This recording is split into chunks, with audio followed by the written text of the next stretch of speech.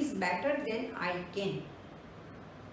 आई can, मैं कर सकता हूँ, मैं कर सकती हूँ, मेरे लिए तो ये बहुत ही आसान है।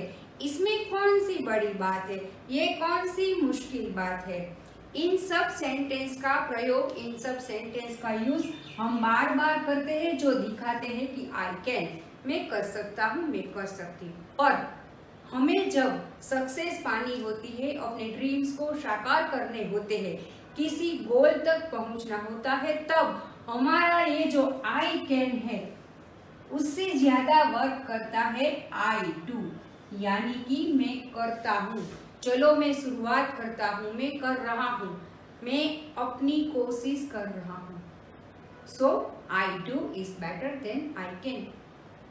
प्रीवियस वीडियो में हमने डिस्कस किया indifference schedule and indifference curve. आज हम डिस्कस करेंगे प्रॉपर्टीज ऑफ इंडिफरेंस कर्व, यानी कि वो कौन कौन से ऐसे एट्रीब्यूट्स है जो हमें बताते हैं कि इंडिफरेंस कर्व की प्रॉपर्टीज यानी कि कैरेक्टरिस्टिक्स यानी कि फीचर्स क्या है। First one, IC slopes downward, negative slope, from left to right, one more good less of other. ये जो हमारा डाउनवर्ड नेगेटिव स्लोप है जो कि लेफ्ट से राइट तक जा रहा है, वो हमें दिखाता है कि कोई भी एक यूनिट जब हम ज्यादा कंजर्व करते हैं तो उसके लिए दूसरे चीज के यूनिट्स को हमें सेक्रीफाइस करना पड़ता है, यानी कि घटाना पड़ता है। Satisfaction level would remain constant at different point. हर एक पॉइंट पे, ये जो हर एक पॉइंट यहाँ पे दिए गए हैं, हर एक पॉइंट पे कंजप्शन का जो सेटिस्फेक्शन लेवल होता है वो सेम ही रहता है। Rise in satisfaction of one good counter balance bye fall in satisfaction level of other good. हम जब गुड एक्स का यूनिट बढ़ाते हैं, कंजप्शन बढ़ाते हैं, तो उससे मिलने वाला जो सेटिस्फेक्शन भी बढ़ता है, पर उसके सामने हम गुड वाई के कंजप्शन को घटाते हैं, मतलब यहाँ पे जो सेटिस्फेक्शन लेवल राइज हुआ उसका काउंटर बैलेंस हो जाता है। Next, IC is convex to the origin. यहाँ पे जो IC कर्व्स हम देख रहे हैं, समझ रहे हैं, ये ओरिजिन पे क्या होता है, कॉन्वेक्स होता है, मतलब इसका इस तरह का शेप होता है। क्यों होता है? Mean slope of IC tends to decline. इसका जो स्लोप होता है वो डिक्लाइन करता है as move along from left to right. Left से राइट तक जब वो जाता है और डिक्लाइन करता है, तब उसका ये जो शेप होता है वो कॉन्वेक्स हो जाता है। It is because of DMRS। ये क्यों होता है? ये होता है DMRS की वजह है। तो क्या है DMRS?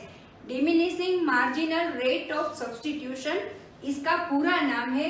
इसका मतलब होता है कि जब हम कोई भी कंज्यूमर एक यूनिट का कंजप्शन बढ़ाता है तो उसके लिए दूसरे यूनिट का कंजप्शन घटाना पड़ता है।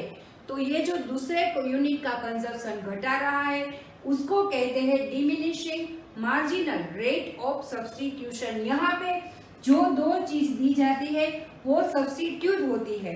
तो एक चीज का यूनिट बढ़ाने के लिए दूसरे चीज को हमें घटाना पड़ता है, उसे कहते हैं diminishing marginal rate of substitution.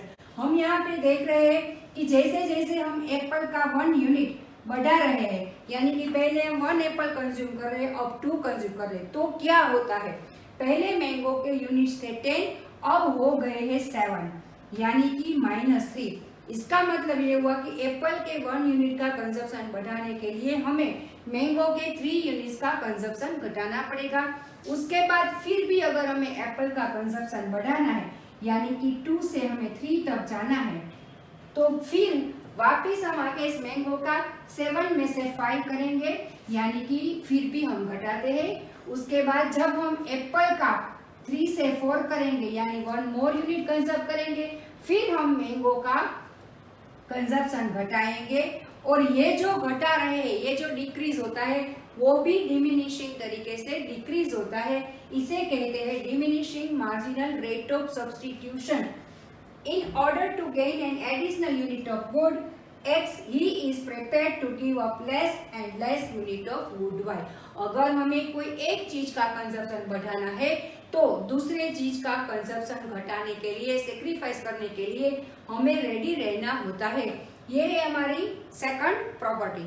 Third one, Every indifference curve to the right represents higher level of satisfaction. Right पे जो इंडिफरेंस कर्व होता है वो हमें हायर लेवल का सेटिस्फेक्शन देता है। क्यों देता है समझते हैं। यहाँ पे जो ग्राफ है वो हमें ये दिखाता है कि पॉइंट आर पे हमारे गुड एक्स के 3 एंड वाई के 7 यूनिट है, जबकि यहाँ पे IC2 पे पॉइंट एस जो है हमारा वहाँ पे गुड एक्स के 4 यूनिट्स और गुड वाई के 7 यूनिट है। More of goods mean small satisfaction. IC2 offers higher level of satisfaction. उसका एक कारण ये भी है कि higher IC correspondence to higher level of income. Fourth one, IC do not cut each other. किसी भी ग्राफ पे अलग अलग IC लाइंस एक दूसरे को कट क्रॉस इंटरसेक्ट नहीं करती। देखते हैं उसके क्या रीजन है।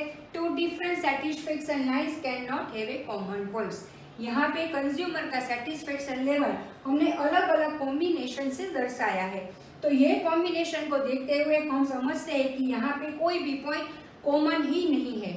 मतलब कि ये जो सेटिस्फेक्शन लाइन होती है वो डिफरेंट होती है। यहाँ पे कोई कॉमन पॉइंट नहीं है जिस पर इंटरसेक्शन हो सके। Technically impossible. Of operation of marginal utility theory and increasing cost theory. Marginal utility theory and increasing cost theory के चलते हुए भी ये बात संभव ही नहीं है। Fifth one, IC does not touch x axis और वाई एक्सिस। कोई भी इंडिफरेंस कर्व एक्स एक्सिस और वाई एक्सिस को टच नहीं करता, क्योंकि if IC touch x axis means consumption of good x 0। IC x axis को तभी टच करता है जब गुड एक्स का कंजप्शन 0 होता है, और if IC touches y axis means consumption of good y is equal to 0। उसी तरह अगर हमारी गुड y का कंजप्शन भी 0 हो तभी वो y एक्सिस को टच करता है, पर ऐसा नहीं होता। क्यों नहीं होता? Because IC analysis considers consumption of two goods.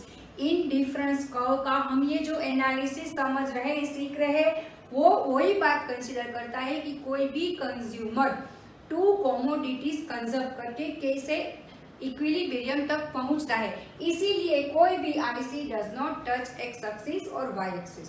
तो आज के इस पार्ट में हमने डिस्कस किया properties of indifference curve. Economics का यह चैप्टर थोड़ा टेक्निकल है, थोड़ा प्रैक्टिकल है, फिर भी काफी इजी एंड इंटरेस्टिंग है। अगले वीडियो में हम डिस्कस करेंगे कंज्यूमर्स बजट, जिसमें budget set and budget line. तब तक stay tuned with Siv Academy. Thank you.